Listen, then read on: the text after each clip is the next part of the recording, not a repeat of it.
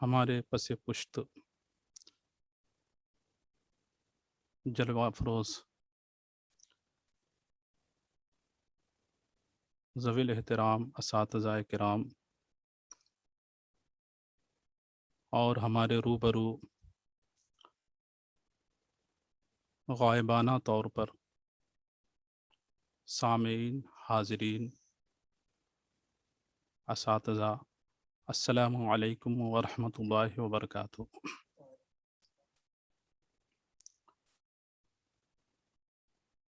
الحمد للہ الذی کفا وسلام علی عبادہ الذی اصطفى، اما بعد فاعوذ باللہ من الشیطان الرجیم، بسم اللہ الرحمن الرحیم۔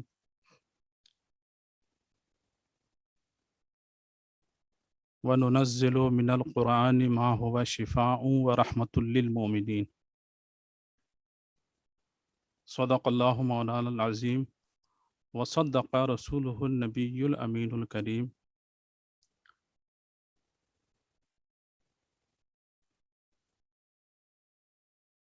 سب سے پہلے درود و سلام کا ورد کر لیں۔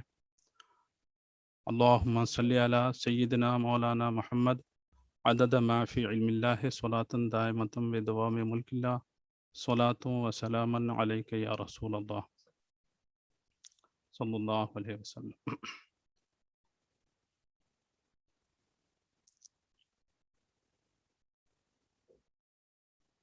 یہی ہے آرزو فیضان قرآن عام ہو جائے،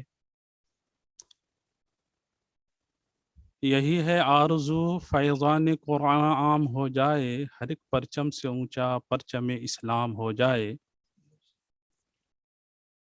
یہاں دنیا میں چمکا ہے وہاں جنت میں چمکے گا، وہ ہر عالم میں چمکا ہے وہ ہر عالم میں چمکے گا۔ نہ گھبراؤ مسلمانوں خدا کی شان باقی ہے، نہ گھبراؤ مسلمانوں خدا کی شان باقی ہے، ابھی اسلام زندہ ہے ابھی قرآن باقی ہے۔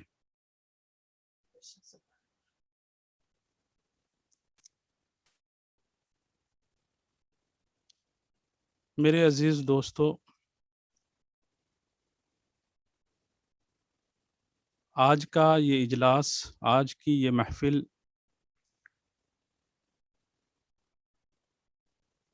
جو دارالہدیٰ اسلامک یونیورسٹی کے تحت سی پیٹ سے منسوب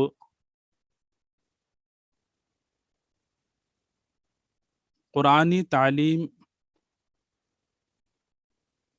قرآن کے معانی و مفاہیم کی تعلیم سے منعقد کی گئی ہے۔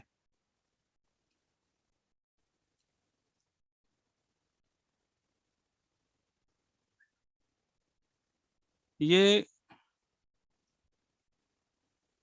سی پیٹ جس کی تفصیل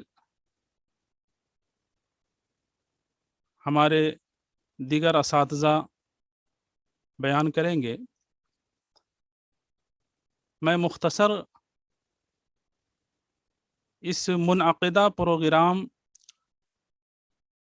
جو سی پیٹ یعنی تعلیم قرآن کے لیے منعقد ہو رہا ہے، دلی مبارکباد پیش کرتا ہوں ان حضرات کو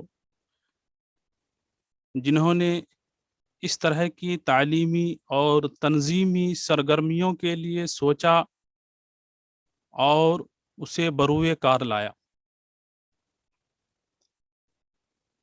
یقیناً آج کے اس پرفتن ماحول میں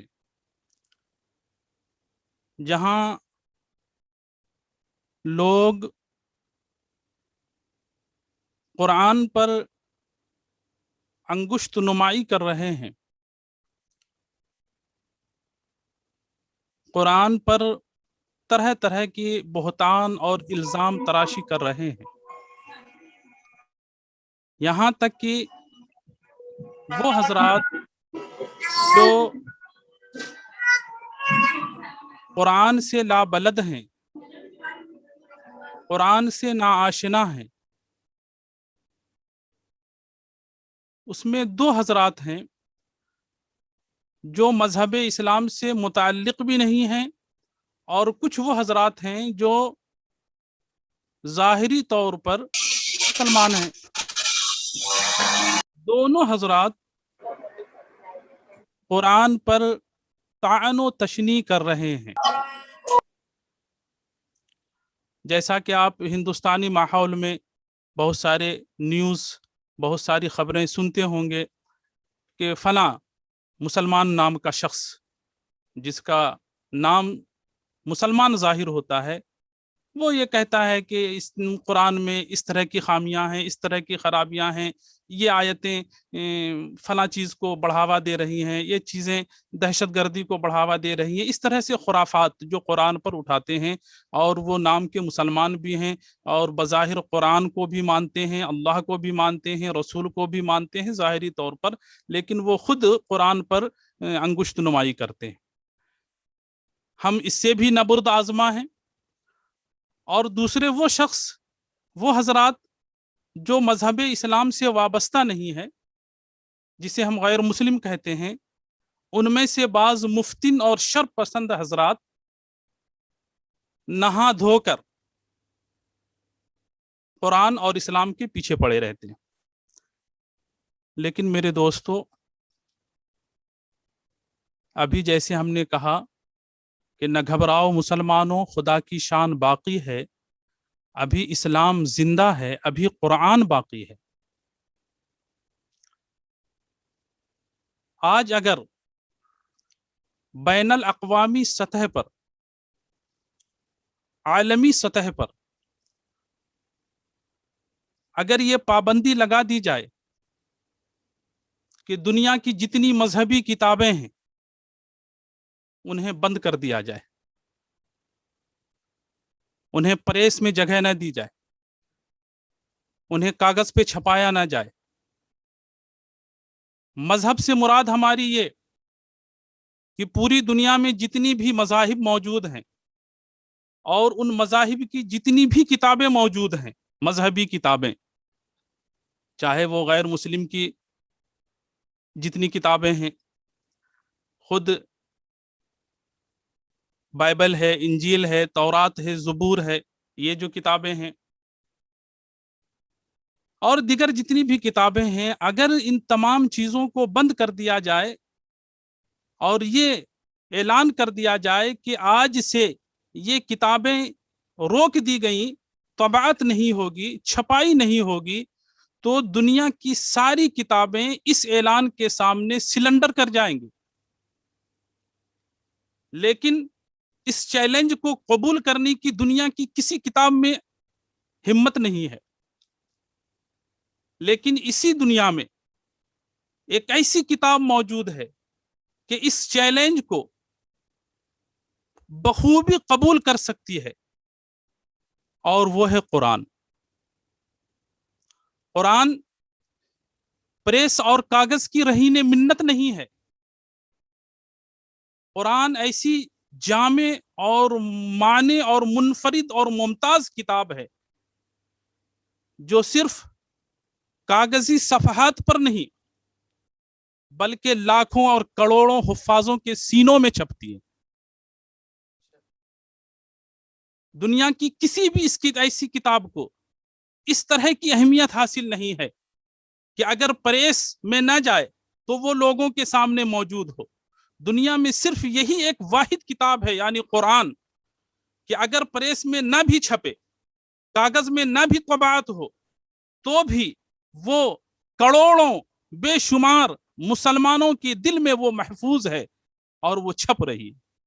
اس لیے قرآن کو مٹانا آسان نہیں، اور ہو بھی کیسے سکتا ہے کہ جس کی حفاظت کی ذمہ داری خود اللہ تبارک و تعالیٰ نے لے لی ہے اور فرمایا ہے وَإِنَّا لَهُ لَحَافِظُونَ، قرآن کی حفاظت ہمارے ذمے ہے۔ اور وہ شعر آپ نے سنا ہوگا کہ فانوس بن کے جس کی حفاظت ہوا کرے، وہ شمع کیا بجھے جسے روشن خدا کرے۔ تو جس کی حفاظت کی ذمہ داری خود اللہ تبارک و تعالیٰ نے لی ہے، اسے کون مٹا سکتا ہے؟ البتہ یہ ہے کہ جب پھل دار درخت ہوتا ہے، جس پیڑ میں پھل لگے ہوتے ہیں، ڈھیلا اسی پر پھینکا جاتا ہے، خالی درختوں پر نہیں پھینکا جاتا۔ تو یقیناً اسلام اور قرآن ایک انمول موتی کی طرح جواہرات سے لدے ہوئے ہیں، اسی لیے اس پر انگشت نمائی ہو رہی ہے۔ میرے عزیز دوستو، دنیا کی یہ کتاب یعنی قرآن ایسی جامع، ممتاز اور منفرد کتاب ہے کہ ہر فن کا صاحب کمال یہ سمجھتا ہے کہ قرآن میں اس کا فن بھرا ہوا ہے۔ اہل گرامر اسی قرآن سے گرامر کو صحیح کرتے ہیں، نحوی اور صرفی حضرات اسی قرآن سے نحو و صرف کے گرامر کو صحیح فرماتے ہیں، منطقی حضرات اسی قرآن سے اپنی عقل کو صیقل کرتے ہیں، فیلسوف فلسفہ والے اسی قرآن سے اپنی عقل کو مرصع اور مزین کرتے ہیں، تاجر اسی قرآن سے لین دین کے اصول سیکھتا ہے، سجدہ گزار اسی قرآن سے لذت سجدہ اور اس کی شیرنی اور حلاوت حاصل کرتا ہے، سپہ سالار اسی قرآن سے سپہ سالاری کی ٹریننگ لیتا ہے، سود خور اسی قرآن سے خائف اور تائب ہوتا ہے۔ غرض یہ کہ دنیا کے ہر اشخاص، ہر فنون، ہر شخص اسی قرآن سے کچھ نہ کچھ حاصل کرتا ہے۔ قرآن ایک ایسی جامع اور ممتاز اور منفرد کتاب ہے کہ جس نے بھی دنیا میں جس ارادے سے لیا وہ اپنی طلب اور مقصد سے کہیں زیادہ پا لیا۔ اسی وجہ سے کہا جاتا ہے کہ قرآن میں ہونا اور ہے، ہمارا پانا اور ہے۔ یعنی اگر قرآن میں ہم نہ پاتے ہوں تو ہم یہ نہیں کہہ سکتے کہ قرآن میں نہیں ہے، قرآن میں ہے، لیکن یہ ہماری کم علمی اور بے مائگی ہے کہ ہم قرآن سے اس کو نہیں نکال پا رہے ہیں۔ دیکھیے، صدف اور موتی کہاں سے نکالا جاتا ہے؟ سمندر سے۔ لیکن اسی سمندر میں غوطہ لگانے والے، اسی سمندر کے غواص، کوئی اسی سمندر سے مٹی نکالتا ہے، کوئی کیچڑ نکالتا ہے، اور اسی سمندر سے کوئی صدف اور موتی نکالتا ہے۔ پتہ کیا چلا کہ سمندر میں صدف اور موتی کی کمی نہیں ہے، البتہ سمندر کا غواص چاہیے، سمندر میں غوطہ لگانے والا ایک ماہر چاہیے، جو جتنا ہی ماہر ہوگا، جو جتنا ہی تجربہ کار ہوگا، وہ اتنا ہی اس سمندر سے صدف اور موتی نکالے گا۔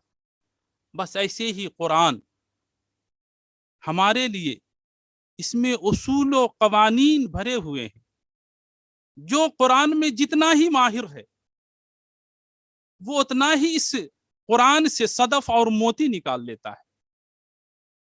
یہی وجہ ہے کہ ایک ہی مسئلہ میں ہمارے امام ائمہ اربعہ، امام اعظم سیدنا امام شافعی، سیدنا امام مالک، سیدنا امام احمد بن حنبل رضوان اللہ علیہم اجمعین، سبھوں نے اسی قرآن میں غوطہ لگایا اور سبھوں نے اسی قرآن سے مسائل کی استخراج و استنباط کیے، لیکن ان میں امام اعظم کے مسائل کی چمک دمک سب پر بھاری رہی۔ ذالک فضل اللہ یؤتیہ من یشاء۔ میرے عزیز دوستو، تو پتہ یہ چلتا ہے کہ قرآن میں ہونا اور ہے، ہمارا پانا اور ہے۔ اگر ہم قرآن میں نہیں پاتے ہوں تو ہم یہ نہیں کہہ سکتے کہ قرآن میں موجود نہیں ہے۔ میں اس کی ایک مثال دے دوں اور پھر اس کے بعد کچھ باتیں کہہ کر کے اپنی بات کو ختم کر دوں۔ مثال کے طور پر لیلۃ القدر سے متعلق اختلاف ہے کہ وہ کون سی رات ہے جسے لیلۃ القدر کہا جائے۔ لیلۃ القدر کے متعلق ہمارے امام اعظم امام ابو حنیفہ رضی اللہ عنہ کا محتاط نظریہ یہ ہے کہ لیلۃ القدر کی تعین نہ کی جائے، تاکہ وہ اسی بہانے سے، اسی عبادت کی بہانے سے لوگ زیادہ سے زیادہ خدا سے قریب ہو جائیں اور دنیا سے دور ہو جائیں۔ ہاں یہ لیکن ہاں کافی جب ہم حدیث کو دیکھتے ہیں تو حدیث میں واضح طور پر بتایا جاتا ہے کہ لیلۃ القدر کو رمضان کے آخری عشرہ کی توقراتوں میں تلاش کی جائے، یعنی لیلۃ القدر کو 21ویں شب، 23ویں شب، 25ویں شب، 27ویں شب اور 29ویں شب کو تلاش کیا جائے۔ یہ ایک دوسرا معاملہ ہے۔ اس میں قرآن میں ایک بالغ نظر، قرآن میں غور و فکر کرنے والے کا کہنا یہ ہے کہ تلاش و تتبع کی ضرورت نہیں ہے، وہ تو 27ویں ہی رات ہے۔ میرے عزیز دوستو، ذرا آپ غور کیجیے، آپ کسی ذہنی الجھاؤں میں مبتلا نہ ہوں، آپ کسی ذہنی خلجان میں نہ جائیں۔ تینوں کا اپنا اپنا مقصد ہے، اپنا اپنا منشا ہے۔ امام اعظم کا نظریہ اور منشا یہ ہے کہ چونکہ امام اعظم عابد شب زندہ دار تھے، راتوں رات عبادت میں گزارا کرتے تھے، تو ان کا منشا یہ ہے کہ اگر لیلۃ القدر کی تعین نہ ہو تو وہ اسی طریقے سے وہ یہ چاہتے ہیں کہ اسی بہانے زیادہ سے زیادہ لوگ عبادت الہی کر سکیں، اور ہر رات کو یہ سمجھتے ہوئے کہ شاید یہ رات لیلۃ القدر ہو، یہ رات لیلۃ القدر ہو، اسی بہانے زیادہ سے زیادہ عبادت کریں اور وہ قرب الہی حاصل کر لیں۔ امام اعظم کا منشا اپنی اعتبار سے تھا۔ حدیث شریف نبی کریم صلی اللہ علیہ وسلم کا منشا یہ ہے کہ امت کو اشارہ بھی مل جائے اور اسی بہانے عبادت کی ان میں لگن بھی پیدا ہو جائے۔ اسی لیے نبی کریم صلی اللہ علیہ وسلم نے آخری عشرہ کی تاخراتوں کے لیے فرمایا۔ تیسری نظر ان کا منشا یہ ہے اور ان کا مقصد یہ ہے کہ یہ زمانہ تساہل اور تغافل کا ہے، لوگ بزی ہیں، پریشان ہیں، ان کے پاس اتنی فرصت نہیں کہ وہ ان تمام راتوں میں بیداری کر سکے اور عبادت الہی میں مشغول ہو، تو کم از کم ایسا نہ ہو کہ وہ کسی رات میں نہ جاگیں۔ تو ان تساہل اور تغافل والوں کے لیے قرآن کے بالغ نظر والوں کا کہنا یہ ہے کہ وہ 27ویں شب ہے، تاکہ وہ لیلۃ القدر کے ایک رات کو بھی وہ پالے اور اس میں عبادت کر سکے۔ سب کی اپنی اپنی منشا ہے۔ ان کی دلیل کیا ہے؟ جو تیسری نظر والے، ان کا کہنا یہ ہے کہ 27ویں رات ہے۔ وہ کیوں کہتے ہیں؟ وہ اپنی دلیل قرآن سے دیتے ہیں۔ وہ یہ کہتے ہیں کہ دیکھیے، سورہ انا انزلناہ فی لیلۃ القدر میں لیلۃ القدر کا تذکرہ 3 مرتبہ ہے، اور لیلۃ القدر میں جو حروف ہیں وہ 9 حروف ہیں: لام، یا، لام، تا، الف، لام، قاف، دال، را۔ تو یہ 9 حروف ہیں۔ لیلۃ القدر میں 9 حروف ہیں، اور لیلۃ القدر کا جو ذکر ہے انا انزلناہ میں سورۃ القدر میں، وہ 3 مرتبہ ہے، اور 9 کو جب 3 سے انٹو کیا جاتا ہے تو 9 3 انٹو 27 ہوتا ہے، 27 ہوتا ہے، جس کو 9 یا 27 کہتے ہیں۔ اس لیے ان کی دلیل یہ ہے، ان کا استدلال یہ ہے کہ وہ 27ویں رات ہے۔ میرے عزیز دوستو، تو دیکھا آپ نے، قرآن میں غور و فکر کرنے والے نے اسی قرآن سے دلیل پکڑی کہ وہ 27ویں رات ہے۔ اور میں ایک مثال دے دوں مختصر۔ ستاروں کی حرکت، اسٹار کی حرکت، جو اسٹار ہے وہ ایک جگہ ساکن نہیں ہے، بلکہ اس کی حرکت جو ہے وہ حرکت دوریہ ہے۔ دوریہ کا مطلب یعنی وہ گردش کرتا رہتا ہے، چلتا رہتا ہے اسٹار۔ دلیل، لوگوں نے کہا کہ بھائی اس کی دلیل کیسے کہ ستارہ چل رہا ہے؟ تو جو قرآن میں غور و فکر کرنے والے ہیں، جو قرآن کے بالغ نظر ہیں، وہ یہ کہتے ہیں کہ صرف ہوائی فائرنگ سے کام مت لو، ٹابک ٹوئیاں مت مارو، بلکہ قرآن میں غور و فکر کرو۔ جب قرآن میں غور و فکر کرو گے تو عقدہ لا ینحل بہت آسانی سے حل ہو جائے گا، اور وہ یہ ہے کہ جس جگہ اسٹار کی بات کی گئی ہے सितारों के चलने की बात की गई है, सूरह यासीन की आयत है, उस आयत में जब आप गौर करेंगे तो वो आयत ये है, कुल्लु फी फलकिन यसबहून, वो सब के सब आसमान में तैर रहे हैं, वो सब के सब आसमान में गर्दिश कर रहे हैं, चल रहे हैं। अब वो उनकी दलील ये है, कुरान में गौर व फिक्र करने वाले की दलील ये है कि जब हम इस आयत को देखते हैं कुल्लु फी फलकिन, इसको हम जब गौर करें तो आप देखिए कि इसके हुरूफ क्या हैं। तो जरा आप पढ़िए, कुल्लु फी फलकिन, काफ लाम फा या, फा लाम काफ, ये हुरूफ हुए। अब अगर इसको राइट साइड से हम पढ़ते हैं तो भी पढ़ा जाता है कुल्लु फी फलकिन, लेकिन अगर हम उसको फलकिन यानी उसके उल्टे साइड से पढ़ते हैं तो भी पढ़ा जाता है कुल्लु फी फलकिन। तो ये हरकत का जो दौर है, हुरूफ का जो गर्दिश है, यानी हम सीधे से पढ़ें तो भी कुल्लु फी फलकिन, उल्टे साइड से पढ़ें तो भी कुल्लु फी फलकिन पढ़ा जाता है। तो ये इसका इशारा इस बात की तरफ है, जुमले का दौर इस बात का पता दे रहा है कि सितारों की गर्दिश, सितारों की हरकत, ये हरकत दौरिया है। मेरे अजीज दोस्तों, तो देखा आपने, ये है कुरान में गौर व फिक्र करने वाले। इसीलिए मैंने कहा कि कुरान एक ऐसी जामे मुमताज और मुनफरिद किताब है कि इसमें हर फन का साहिब कमाल ये समझता है कि इसमें इसका फन भरा हुआ है। जरूरी ये है कि हम कुरान को समझें, और याद रहना चाहिए कुरान है क्या। कुरान उसूल फिक्र की किताबों में तारीफ मौजूद है। कहा जाता है अल कुरान वल किताब अल मुनज़्ज़ल अला रसूल अल मकतूब अला मसाहिफ अल मनकूल अन्हु नक़लन मुतवातिरन बिला शुबहतिन। कुरान वो किताब है जो रसूलुल्लाह सल्लल्लाहु अलैहि वसल्लम पर, रसूल पर उतारी गई। अल मुनज़्ज़ल भी पढ़ा जा सकता है, अल मुनज़्ज़ल भी पढ़ा जा सकता है। मुनज़्ज़ल का मतलब एक बारगी उतारना, यानी कुरान को लौहे महफूज से समाए दुनिया की तरफ एक बारगी उतारा गया, और फिर समाए दुनिया से नबी करीम सल्लल्लाहु अलैहि वसल्लम पर तदरीजन 23 सालों में उतारा गया हस्ब ज़रूरत। तो दोनों पढ़ा जा सकता है। अल मकतूब अलल मसाहिफ, जो मुसहफ में लिखा हुआ है। अल मनकूल अन्हु, जो नबी सल्लल्लाहु अलैहि वसल्लम से तवातुर के साथ मनकूल है, बिला शुबहतिन, इसमें किसी तरह का कोई शुबा नहीं है, यकीनी। मेरे अजीज दोस्तों, तो ये कुरान की तारीफ है। अब आप जान लें कि कुरान सिर्फ लफ्ज का नाम नहीं है, कुरान लफ्ज का भी नाम है, कुरान माना का भी नाम है। कुरान की तारीफ, अब कुरान लफ्ज का या माना का नाम है, इसमें उलमा का इख्तिलाफ है।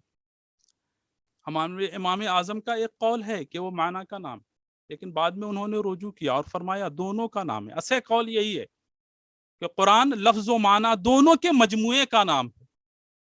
इसीलिए आप देखेंगे जो दिगर जबानों में कुरान की ट्रांसलेशन होती है, मिसाल के तौर पर इंग्लिश में या चाइनाज में या दूसरी जबानों में जितनी भी हुई है, फारसी वगैरह में, तो वो कौन सी ट्रांसलेशन हो रही है? अल्फाज की, लफ्ज की नहीं, बल्कि उसके माना का, उसके माना के ट्रांसलेशन हो रहा है, और उसी कुरान को भी होली कुरान कहा जाता है। तो मेरे अजीज दोस्तों, कुरान लफ्ज का नाम भी है और माना का भी नाम है। तो जिस तरीके से कुरान जो अरबी इबारात मौजूद हैं, उसको जिस तरीके से उसको एहतराम दिया जाता है, जिस तरीके से उसके लिए कहा जाएगा ला यमुस्सुहु इल्लल मुतहहरून, इसी तरीके से वो कुरान जो इस लफ्ज का माना है दिगर जबानों में, उसके लिए भी यही हुक्म होगा। चूंकि वो भी कुरान है, उसकी भी उसी तरह ताज़ीम की जाएगी और उसके लिए भी वही हुक्म होगा। तो कुरान लफ्ज का भी नाम है और माना का भी नाम। अब आप जब समझ लिए कि कुरान लफ्ज व माना दोनों के मजमूए का नाम है, तो आप जान लें कि कुरान का एक एक हर्फ, कुरान की एक एक हरकत, एक ऐसा वो कोहे हिमालय से भी ज्यादा वजनी है। यही वजह है कि कुरान की अगर एक एक हर्फ में, एक हरकत में भी अगर तगय्युर हो जाए, तो सिर्फ लफ्ज ही नहीं बदलता, सिर्फ हुरूफ ही नहीं बदलते, बल्कि जो कानून है वो कानून में तब्दीली और चेंजिंग आ जाती। मैं एक मिसाल दे दूं, आयत वजू है, या अय्युहल्लज़ीना आमनू इज़ा कुमतुम इलस्सलाति फग़सिलू वुजूहकुम व अयदियकुम वमसहू रुऊसकुम वरजुलकुम इलल काबैन वमसहू बिरुऊसिकुम वरजुलकुम इलल काबैन। मेरे अजीज दोस्तों, आप जरा इस आयत को देखिए, फग़सिलू वुजूहकुम व अयदियकुम, वमसहू बिरुऊसिकुम वरजुलकुम इलल काबैन। वरजुलकुम में जो लाम है, लाम पर जबर फतह पढ़ा जाता है, वरजुलकुम। हम उलमाए अहले सुन्नत का इस पर अकीदा है और उस पर मसला है, मुत्तफाका मसला। वरजुलकुम को लाम के फतह के साथ पढ़ा जाता है और इसे फगसिलू के तहत माना जाता है, यानी फगसिलू वजूहकुम, फगसिलू ऐदियकुम, फगसिलू अर्जुलकुम। अपने चेहरों को धो, अपने हाथों को धो और अपने पैरों को धो। ये कुसूल हुआ। अहले तशी शिया हजरात वरजुलकुम को लाम के जेर के साथ पढ़ते हैं, वरजुलिकुम वमसहू बिरुऊसिकुम वरजुलिकुम। इस वरजुलिकुम को वो किसके तहत मानते हैं? वमसहू के तहत मानते हैं। यही वजह है कि उनके यहाँ पैर को धोना नहीं है, पैर को मसह करना है। वमसहू बिरुऊसिकुम, अपने सरों का मसह करो और अपने पैरों का मसह करो। आपने देखा सिर्फ एक जबर और जेर की तब्दीली है। जबर हमने पढ़ा वरजुलकुम तो पैर का धोना साबित, और इसी तरीके से अगर वरजुलकुम के लाम को जेर पढ़ा, कसर पढ़ा, तो पैर का मसह करना साबित। देखा आपने, सिर्फ हरकत की तब्दीली से, कुरान में सिर्फ हरकत की तब्दीली नहीं आ रही है बल्कि कानून बदला जा रहा है, कानून में चेंजिंग आ जा रही है। तो जिस कुरान के एक एक हर्फ और एक एक हरकत की इतनी अहमियत हो, तो आप जरा गौर कीजिए कि उसकी आयत और सूरत की कितनी अहमियत होगी।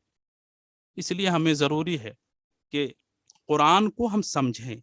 जैसा कि जिक्र किया कि कुरान लफ्ज का भी नाम है और कुरान माना का भी नाम है, तो हमें लफ्ज भी सीखना है और माना भी सीखना है।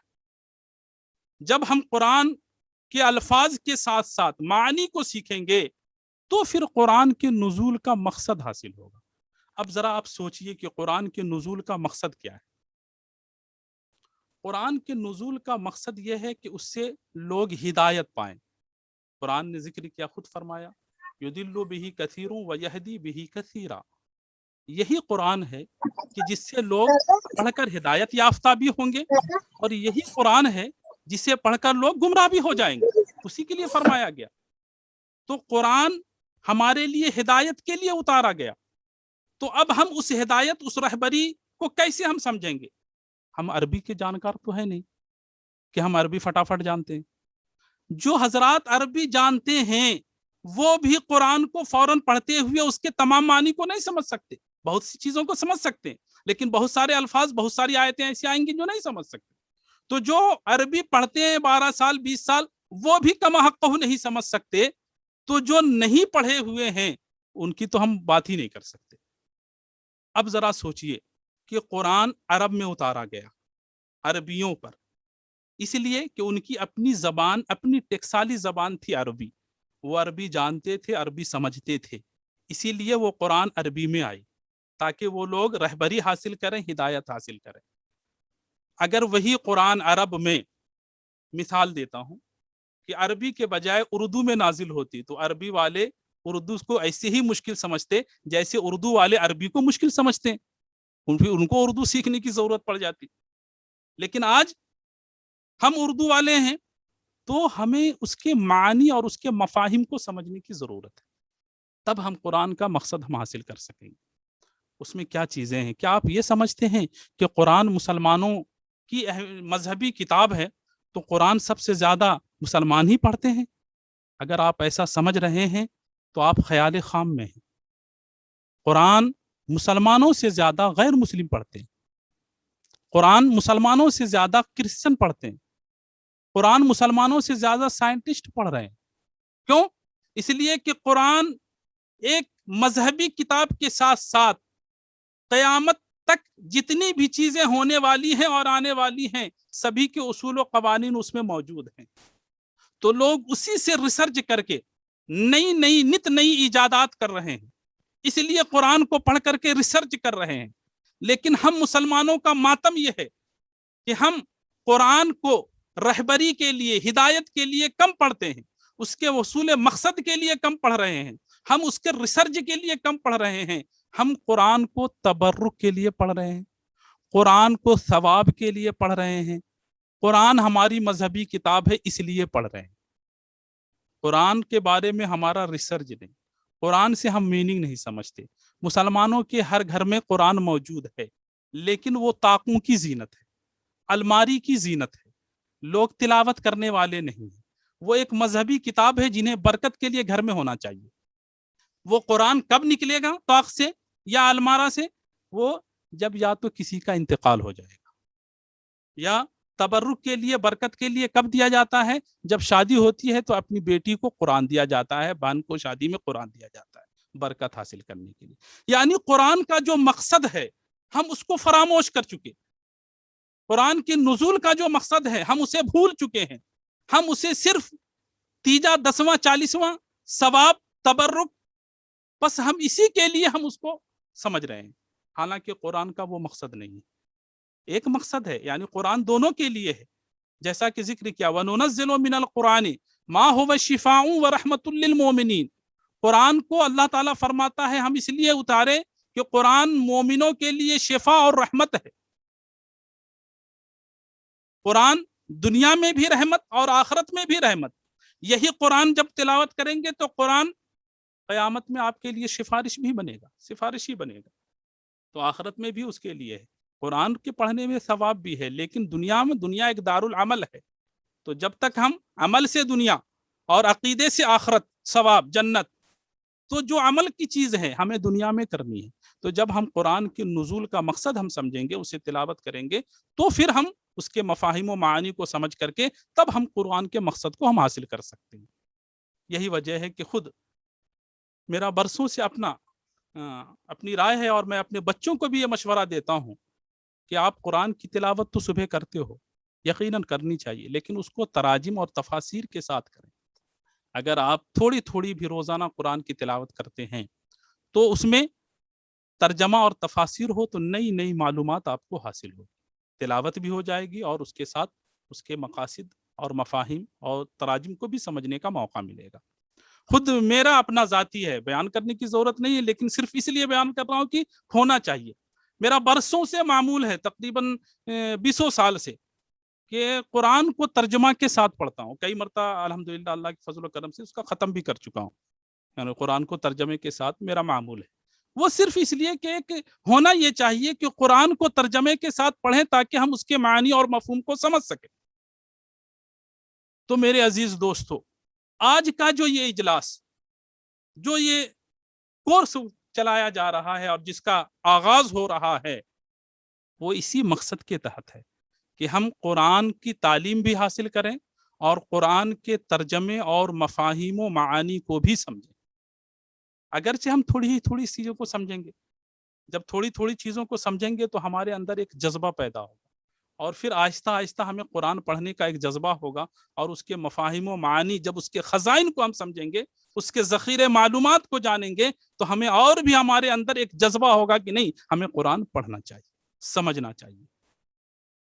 اسی وجہ سے یہ جو کلاس رکھا گیا ہے سی پیٹ کے نام سے، اسی کا مقصد اصلی یہی ہے، تاکہ آپ قرآن بھی پڑھ سکیں اور اس کے معنی اور مفہوم کو بھی سمجھ سکیں، تاکہ کبھی آپ کو کوئی گمراہ نہ کر سکے، کوئی غلط راستہ نہ دکھا سکے، تو آپ نادانی میں کوئی غلط راستہ نہ اختیار کر لیں.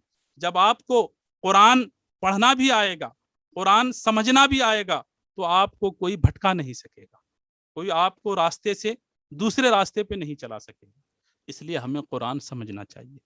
اسی لیے ہم پہلے ہی حکم دیا جاتا ہے قرآن کو سمجھنے کے لیے، قرآن کو پڑھنے کے لیے. لیکن یہ ہماری قوم کا المیہ ہے کہ ہم انگریزی تعلیم سے اگر جڑ گئے تو قرآن پڑھنا ہی چھوڑ دیتے ہیں. یہاں تک کہ اب خود جو ماں باپ اپنے بچوں کو پوری انگلش کی تعلیم حاصل کرائی، آئی اے، بی اے، اور بہت ساری تعلیمیں حاصل کر لی، ڈگری حاصل کر لی، ڈاکٹر بنا دیا، لیکن اگر وہ قرآن نہیں پڑھا ہے تو آپ جانتے ہیں اگر کل ان کے والد کا انتقال ہوتا ہے تو قرآن پڑھنے کے لیے، پڑھوانے کے لیے کسی حافظ صاحب کی ضرورت ہوگی، خود وہ نہیں پڑھ سکتا. ایک تجربہ ہے، ایک واقعہ ذکر کرتے ہیں اور اس کے بعد ہم ختم کریں گے انشاءاللہ تبارک و تعالی. کہ ایک شخص جو اپنے بچوں کو ڈاکٹر بنایا، انجینئر بنا دیا، بڑے بڑے پوسٹ پر، کوئی امریکہ میں ہے، کوئی لندن میں ہے، کوئی شکاگو میں ہے، الگ الگ جگہوں پر ان کے بچے نوکری کر رہے ہیں۔ جب اس کے والد کا انتقال ہوا، تمام بچے باہر سے آئے اور تعزیت کے لیے اپنے والد کے پاس آئے اور زارو قطار رو رہے تھے۔ اس وقت اس دوران ایک حافظ صاحب جو ان کے گاؤں کے اور محلے کے تھے، جب ان کے پاس پہنچے تعزیت کے لیے تو ان کو تسلی کے الفاظ بولے تو یہ اور بھی زارو قطار رونے لگے۔ تو حافظ صاحب سمجھے شاید والد کا انتقال ہو گیا ہے، زیادہ تکلیف ہو گیا، اور بھی تسلی کے الفاظ دیے، لیکن اور بھی ان کا رونا زیادہ ہو رہا ہے۔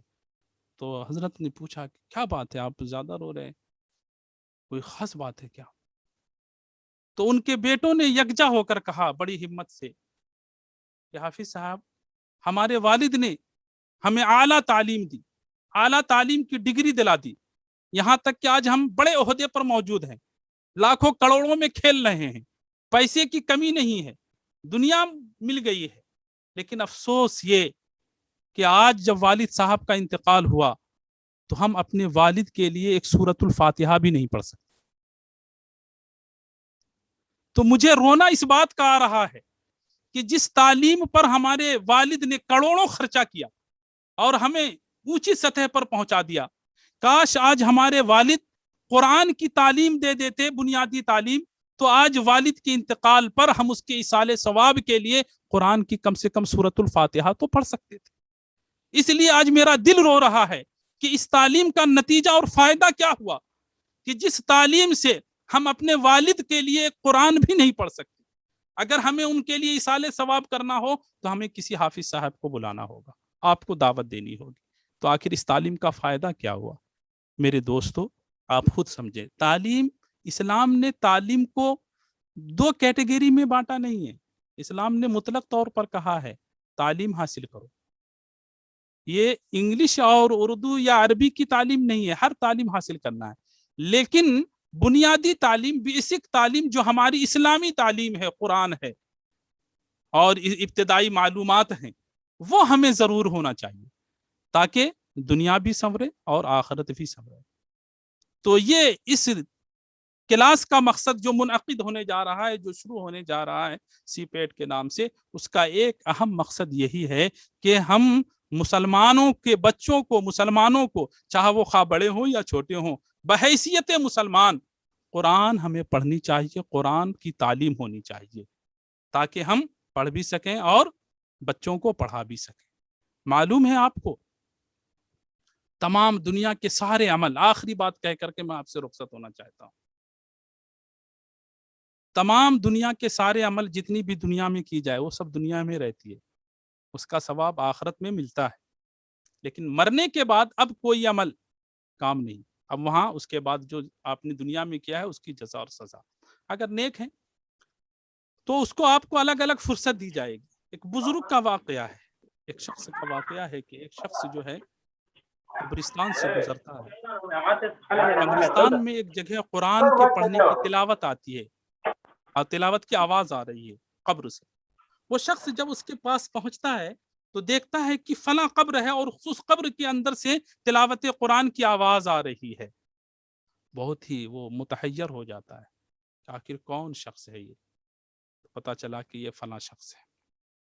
اس سے اس کی بات ہوتی ہے، گفتگو ہوتی ہے، اللہ تعالیٰ ایسا اس کے لیے آسان فرماتا ہے۔ تو پوچھتا ہے کہ آپ قرآن کی تلاوت کر رہے ہیں، کیا بات ہے؟ آپ کہا مجھے مرے ہوئے برسوں ہو گئے، میں نے دنیا میں نیک کام کیا تھا، آخرت میں کیا تھا، اللہ تعالیٰ نے مرنے کے بعد مجھ سے پوچھا سوال و جواب کے بعد کہ تم کیا چاہتے ہو؟ تو مجھے قرآن سے بڑی محبت تھی، بڑی الفت تھی، تو میں نے کہا مجھے قرآن پڑھنے کی مہلت ملے، اجازت ملے، تو مجھے قرآن پڑھنے کی اجازت دی گئی ہے اور میں قرآن پڑھتا رہتا ہوں۔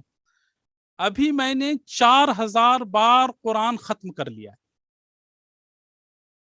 وہ سوچتا ہے، تعجب ہوتا ہے، اللہ اکبر، 4000 بار قرآن ختم کر لیا، تلاوت کر لیا ہے، اس کے تو کافی ثواب ہوں گے۔ وہ شخص یہ کہتا ہے میں نے اتنی بار قرآن ختم کی، اس کا تمام چیز میں تم کو دیتا ہوں، تم دنیا میں موجود ہو، تم میرے لیے صرف 3 بار سبحان اللہ الحمدللہ تسبیح پڑھ کر میرے لیے اس والے ثواب کر دو، میں یہ تمام چیزیں اس کو لوٹا دیتا ہوں، تمہاری طرف دیتا ہوں۔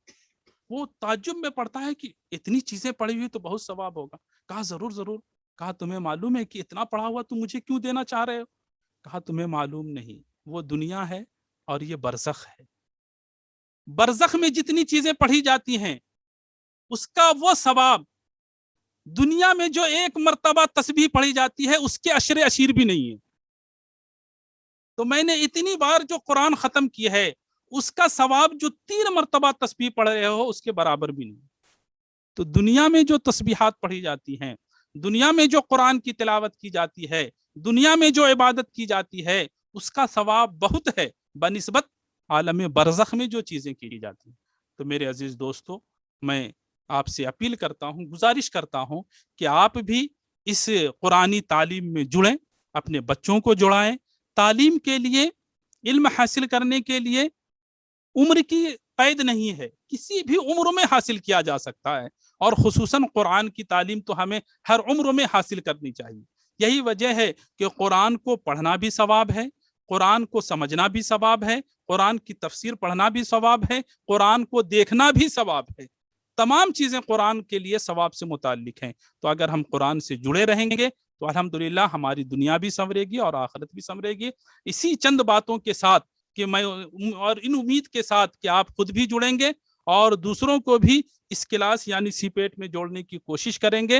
اور انہی چند باتوں کے ساتھ میں افتتاحی کلمات کے ساتھ بسم اللہ الرحمن الرحیم کے ساتھ افتتاح کرتا ہوں. آپ بھی پڑھیں. بسم اللہ الرحمن الرحیم. اللہ کے نام سے شروع جو بڑا مہربان نہایت رحم والا. السلام علیکم ورحمۃ اللہ وبرکاتہ.